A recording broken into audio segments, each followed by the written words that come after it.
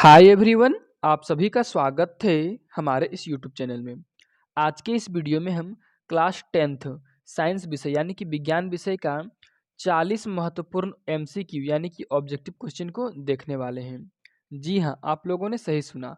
इस वीडियो में हम क्लास 10th साइंस विषय यानी कि विज्ञान विषय का 40 महत्वपूर्ण ऑब्जेक्टिव यानी कि एमसीक्यू क्वेश्चन को देखने वाले हैं।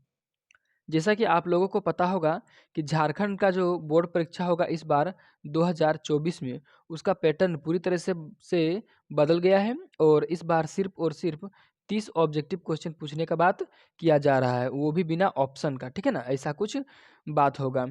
चलिए, अभी तो कंफर्म नहीं है कि बिना ऑप्शन का होगा कि ऑप्शन का होगा, लेकिन ऑप्शन का रहेगा तो बहुत अच्छा बात है, नहीं तो फिर बच्चे लोग मार खा जाएंगे उसमें।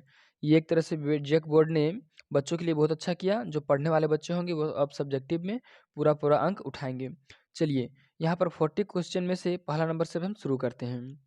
देखिए, पहला क्वेश्चन क्या है। यदि आपतित किरण और परावर्तित किरण के बीच आपतित किरण और परावर्तित किरण के बीच 90 का कोण बनता है तो परावर्तन कोण क्या होगा। देखिए, यहाँ पर सवाल थोड़ा सा उल्टा किया है, सवाल को समझना होगा। क्या बोल रहा है कि यदि ये देखिए, ये है मेरा अभिलंब, ये है आपतित किरण और ये है परावर्तित किरण, ये आ रहा है और ये जा रहा है। तो बोल रहा है आपतित किरण, ठीक है, और परावर्तित किरण मतलब यहाँ से यहाँ तक बीच में दोनों मिला करके कोण है 90 डिग्री। ठीक है ना, तो सिर्फ और सिर्फ परावर्तन कोण कितना होगा, सिर्फ और सिर्फ उसका आधा कितना होगा। तो हम जानते हैं जितना आपतन कोण होता है उतना ही परावर्तन कोण होता है, तो दोनों बराबर होगा। तो इसका सही आंसर होगा ऑप्शन नंबर बी, 45 डिग्री होगा। ठीक है ना। चलिए, यहाँ पर अब दूसरा क्वेश्चन देखते हैं। दूसरा क्वेश्चन में देखिए क्या पूछा गया है। दूसरा क्वेश्चन में है, ध्रुव और वक्रता केंद्र को मिलाने वाली रेखा को क्या कहते हैं। देखिए, ये है अवतल दर्पण मान के चलिए, ये है एक रेखा और यहाँ पर रहता है ध्रुव। तो ध्रुव और क्या बोल रहा है, वक्रता केंद्र, इधर वक्रता केंद्र रहता है। तो बोल रहा है इस रेखा को क्या कहते हैं। तो इसका सही आंसर होगा आपका ऑप्शन नंबर सी, मुख्य अक्ष। ठीक है। चलिए, अब चलेंगे हम तीसरा नंबर में। तीसरा क्या है, यदि एफ का मान 16 सेंटीमीटर है तब आर का मान क्या होगा। देखिए, एफ का मतलब होता है फोकस दूरी, दिया है कितना, एफ का मान 16 सेंटीमीटर दिया है। ठीक है, तो आर बराबर पूछ रहा है, तो आर बराबर होता है 2 × एफ यानी कि 2 × एफ। तो 2 का 2 और एफ का मान दिया है 16, तो इसका आंसर निकल जाएगा 32। तो सही आंसर हो जाएगा आपका ऑप्शन नंबर ए। ठीक है, 32 सेंटीमीटर। चलिए, अब चौथा नंबर देखते हैं। चौथा में क्या पूछ रहा है, आप यहाँ पर देखिए, किसी अवतल दर्पण में वस्तु कहाँ रखा गया है जिसके उसका सीधा और आवर्धित प्रतिबिंब बनेगा। देखिए, कौन सा दर्पण है, सबसे पहले आपको दर्पण का ख्याल रखना है। दर्पण है आपका अवतल, अवतल दर्पण वस्तु को कहाँ पर रखेंगे कि उसका जो सीधा प्रतिबिंब बनेगा। ठीक है ना, तो इसका सही आंसर होगा ऑप्शन नंबर डी, ध्रुव और फोकस के बीच। देखिए, एक ही स्थिति यही है, इसी में सिर्फ सीधा और बड़ा प्रतिबिंब बनता है। ठीक है ना। चलिए, यहाँ और ये जो यहाँ, ठीक है ना, ये हो रहा है कि आपका ध्रुव और ये फोकस। ठीक है ना। चलिए, पांचवा क्वेश्चन देखते हैं। देखिए, पांचवा क्वेश्चन में क्या है, उत्तल दर्पण का प्रयोग निम्नलिखित में से किस वस्तु में किया जाता है। मतलब किस चीज के लिए उत्तल दर्पण का उपयोग किया जाता है। तो इसका सही आंसर होगा आपका ऑप्शन नंबर ए, गाड़ी के साइड मिरर में। ठीक है ना। चलिए, पांचवा नंबर चलते हैं। देखिए, सॉरी, छठा नंबर, पांचवा नहीं, पांचवा तो हो गया। छठा, जल में सिक्का डालने पर वह अपनी वास्तविक स्थिति से ऊपर उठा दिखाई देता है। यह प्रकाश की किस घटना को दर्शाता है। यानी कि जब आप किसी बाल्टी, मान चलिए बाल्टी है, यहाँ पर आप सिक्का रखेंगे तो ऐसा लगेगा कि सिक्का थोड़ा सा ऊपर उठा है, तो यह प्रकाश का अपवर्तन से होता है। प्रकाश का अपवर्तन ऑप्शन नंबर बी में है। ठीक है ना। चलिए, 7 नंबर। अब 7 नंबर देखिए क्या पूछा गया है। 7 नंबर में है कि लेंस के किस बिंदु पर प्रकाश की किरणें अपने मुख्य पथ से विचलित नहीं होती। देखिए, ये है, मान के चलिए लेंस, ठीक है ना, थोड़ा सा टेढ़ा बन गया और ये है मुख्य अक्ष। तो कहाँ पर जाएगा तो विचलित नहीं होगा, तो ये सी से होगा। ठीक है ना, सी मतलब प्रकाशिक केंद्र, यानी कि ऑप्शन नंबर बी। चलिए, अब 8वां नंबर चलते हैं। 8वां नंबर में क्या पूछा गया, आप यहाँ पर ध्यान से देख सकते हैं। उत्तल लेंस को अभिसारी लेंस कहते हैं। देखिए, ये मान के चलिए नहीं, यही उत्तल लेंस है। तो इसको अभिसारी लेंस इसलिए कहते हैं क्या है कि इसमें जितना भी किरण आता है सबको ये अभिसारित कर देता है, मतलब सबको ये एक जगह पर जमा कर देता है। तो इसका सही ऑप्शन आप खुद से टिक लगा लीजिए। ठीक है ना। चलिए, 9 नंबर थोड़ा सा बता ही देते हैं, 8 नंबर का भी।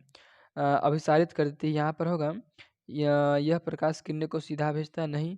यह प्रकाश किरणों को फैलाता है, नहीं। यह प्रकाश किरणों को एक जगह एकत्र करता है ना, ए नंबर होगा। चलिए, 9 नंबर अब चलते हैं। अब हम देखिए, 9 नंबर क्या है, नेत्र में जाने वाले प्रकाश की मात्रा का नियंत्रण कौन करता है। तो इसका सही आंसर जो हो जाएगा आपका ऑप्शन नंबर पुतली, डी नंबर। 10 देखिए, सामान्य नेत्र के निकट बिंदु क्या है। निकट बिंदु होता है 25 सेंटीमीटर, ऑप्शन नंबर बी। चलिए, 11 नंबर, मानव नेत्र में प्रतिबिंब की प्रकृति क्या होती है। इसका सही आंसर होगा वास्तविक और उल्टा, यानी कि उल्टा और वास्तविक, ऑप्शन नंबर डी। ठीक है ना। चलिए, 12 नंबर चलते हैं हम। देखिए 12 नंबर में क्या है, जरा दूरदृष्टिता होने का क्या कारण है? तो 12 नंबर का सही आंसर हो जाएगा आपका, यहाँ पर जो 12 है वो इंपॉर्टेंट भी है, ऑप्शन नंबर डी सही होगा, स्मजन क्षमता घटना, ठीक है ना।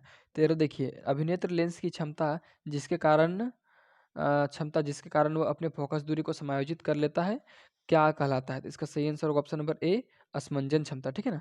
चलिए इतना हो गया 13 नंबर तक। अब देखिए 14 नंबर का जो सवाल है वो संतुलित करने वाला है।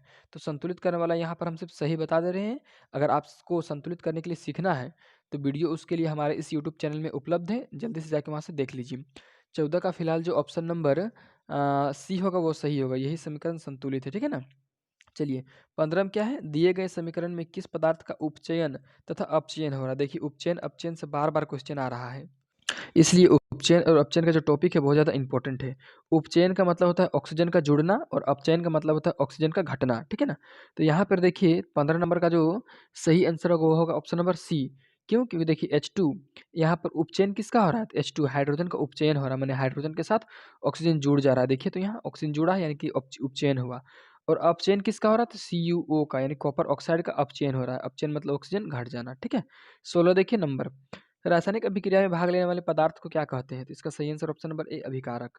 17 देखिए, किसी रासायनिक अभिक्रिया में उत्पाद का कुल द्रव्यमान अभिकारक के द्रव्यमान का होता है, तो बराबर इसका सही आंसर होगा ऑप्शन नंबर कितना? तो ऑप्शन नंबर ए, ठीक है ना। चलिए 18 नंबर चलते हैं। अब देखिए 18 नंबर में भी कुछ इंपॉर्टेंट ही है। CH4 plus 2O2 एरोदेन CO2 plus H2O plus ऊर्जा। तो बोल रहा है यह किस प्रकार की अभिक्रिया है? तो देखिए यहाँ पर ऊर्जा निकल रहा है, तो ऊर्जा जब निकलता है या ऊष्मा जब निकलता है तो ऊष्माक्षेपीय अभिक्रिया होता है, ऑप्शन नंबर ए होगा, ठीक है।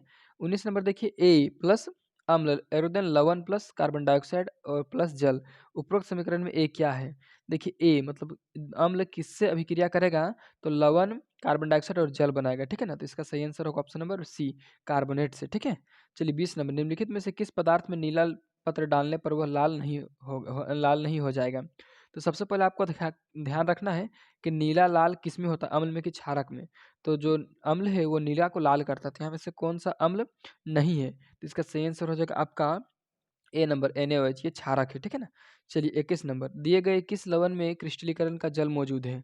तो 21 नंबर का जो सही आंसर हो जाएगा आपका ऑप्शन नंबर क्रिस्टलीकरण का जल किस में है? सी number, CuSO4 into half H2O में।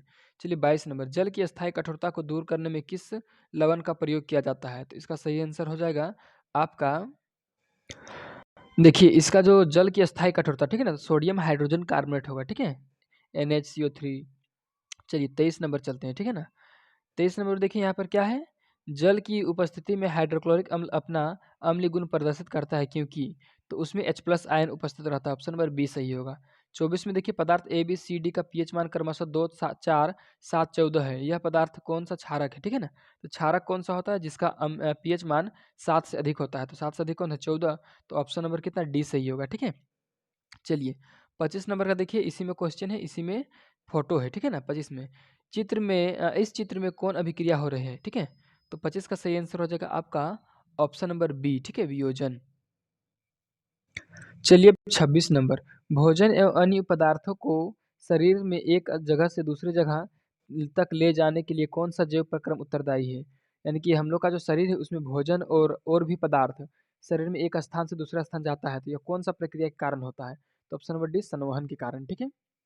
चलिए 27 नंबर, प्रकाश संश्लेषण में निम्नलिखित में किस पदार्थ की आवश्यकता नहीं होती है? ठीक है, तो इसका सही आंसर हो जाएगा आपका ऑप्शन नंबर सी, कार्बोहाइड्रेट, ठीक है। चलिए 28, मनुष्य में किस प्रकार का पोषण होता है? तो इसका सही आंसर होगा ऑप्शन नंबर सी, परजीवी पोषण प्रणाली, ठीक है ना।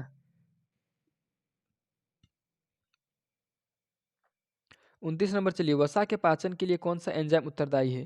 तो देखिए वसा के पाचन के लिए आपका सही आंसर होगा ऑप्शन नंबर डी, लाइपेज नामक एंजाइम उत्तरदायी है, ठीक है। चलिए फटाफट से क्वेश्चन करते हैं, 10 ठो बाकी ही, ज़्यादा बाकी नहीं है। फटाफट से आप चैनल को सब्सक्राइब कर दीजिए और वीडियो को लाइक कीजिए फटाफट। 30 नंबर, श्वसन प्रक्रिया में ग्लूकोज का पायरुवेट में टूटना कहाँ होता है? इसका सही आंसर होगा ऑप्शन नंबर डी, माइटोकॉन्ड्रिया में। 31 नंबर, पौधों में पत्तियों द्वारा बने हुए भोजन का संवहन किसके द्वारा होता है? तो 31 का सही आंसर होगा आपका ऑप्शन नंबर क्या पूछा है? भोजन का संवहन तो फ्लोएम में होगा, और पूछता कि जल का संवहन तो जाइलम में होता। चलिए 32, किसी जीव को अपना अस्तित्व बनाए रखने के लिए कौन प्रक्रिया आवश्यक है? तो 32 का सही आंसर होगा आपका ऑप्शन नंबर सी जनन, ठीक है। चलिए 33 में क्या दिया गया चित्र किस प्रकार का जनन को दर्शाता है? तो इसका सही आंसर होगा आपका ऑप्शन नंबर बी, कायिक प्रवर्धन को, ठीक है ना। कायिक प्रवर्धन को इसमें दर्शाया जा रहा है।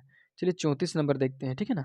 34 में क्या है, बीज में भ्रूण होता है जो उपयुक्त परिस्थिति में नवोद्भिद में विकसित हो जाता है, इस प्रक्रम को क्या कहते हैं? इसका सही आंसर हो जाएगा 34 का ऑप्शन नंबर सी, ठीक है ना, अंकुरन। 35 देखिए, गर्भाशय के किस भाग में निषेचन होता है? तो 35 का सही आंसर हो जाएगा आपका ऑप्शन नंबर बी, ठीक है ना, डिंब वाहिनी। चलिए 36 में देखिए क्या है, जल विद्युत संयंत्र के लिए निम्नलिखित में से कौन सा कथन सत्य है? यानी कि यहाँ पर सही वाला को चुनना है 36 का, ठीक है ना। तो आप चारों पढ़ लीजिएगा, हम सही आंसर आपको बता देते हैं। 36 का ऑप्शन नंबर सी सही होगा, ठीक है ना। ये सही है कि इस संयंत्र के निर्माण से पारिस्थितिकी तंत्र नष्ट हो जाता है, ठीक है। चलिए 37 में अब हम चलेंगे, ठीक है। 36 तक हो गया, 37। सौर सेल के उपयोग में क्या सीमाएं हैं? तो 37 का सही आंसर हो जाएगा आपका ऑप्शन नंबर डी, ठीक है। यह अत्यधिक महंगा है। 38 देखिए, नाभिक की ऊर्जा के उपयोग की क्या सीमाएं हैं? तो 38 का जो सही आंसर होगा ऑप्शन नंबर डी, ठीक है ना। चलिए डी नंबर ऑप्शन में क्या लिखा है, नाभिक के अपशिष्ट का भंडारण में समस्या होती है। चलिए अब लास्ट क्वेश्चन बचा है 2 ठो। 39, निम्नलिखित में कौन ऊर्जा स्रोत का उपयोग करना पर्यावरण के लिए सबसे अधिक अच्छा है? इसका सही आंसर होगा ऑप्शन नंबर सी और डी दोनों होगा, ठीक है ना, दोनों। ये एलपीजी उपयोग होता है घरों में और सीएनजी वाहनों में, ठीक है। चलिए 40 नंबर, निम्नलिखित में किस विद्युत संयंत्र में जीवाश्म ईंधन का प्रयोग होता है? तो 40 का सही आंसर होगा ऑप्शन नंबर ए, तापीय विद्युत संयंत्र में, ठीक है ना। कितना नंबर ए, ठीक है ना। चलिए इस प्रकार से हम 40 महत्वपूर्ण ऑब्जेक्टिव क्वेश्चन को किए हैं। अगर आपको वीडियो अच्छा लगा है तो वीडियो को फटाफट से लाइक और चैनल को फटाफट से सब्सक्राइब कर दीजिए।